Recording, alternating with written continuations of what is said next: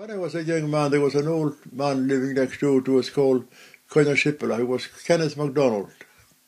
Then afterwards he was known as Kenneth Myers, and I think they got mixed up with his surname in the register in these days. And he had a famous dog that was known as Clyde.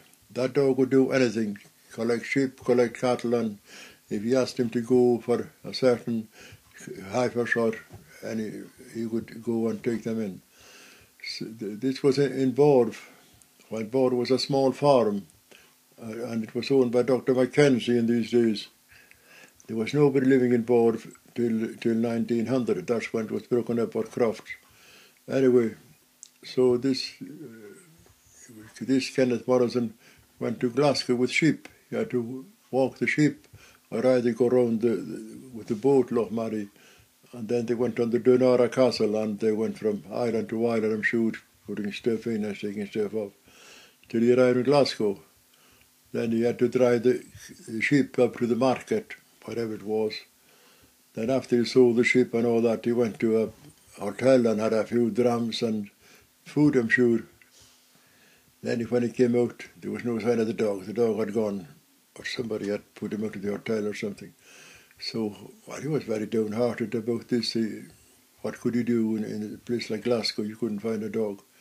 So he came home, and he was saying that one night, I don't know how many days or weeks afterwards, early in the morning, his mother said, "There's a rattling at the door, and if Clyde's alive, that's Clyde back at the door." And Kenneth said, "No, that can't be who."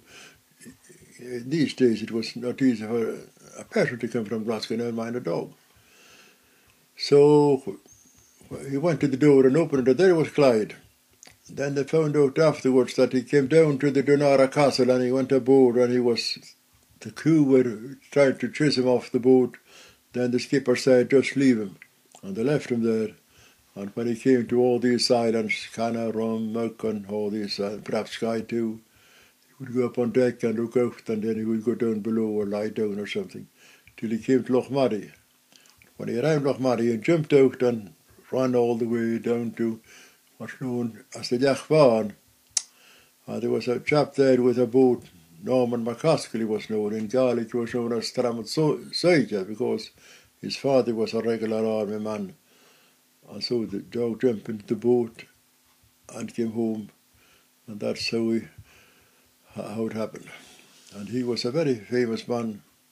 He was a guard dog too. One day Kenneth was shearing a ship somewhere, and he had to go somewhere else, so he just bundled up the wool and put it aside, and he told the dog to stay, and the dog stayed. And this woman was going by, and she was a bit curious what was happening. She went over, and the dog got her by the skirt, and she kept her there till Kenneth came. She wasn't stealing the wool or not, but anybody would go and what was a dog lying beside a wool in? Because there was nobody, hardly anybody living around here in these days. So I don't know whether Kenneth gave her the fleece or whatever. Perhaps he did. He was a very kind man. So that's a bit of history in Berneray.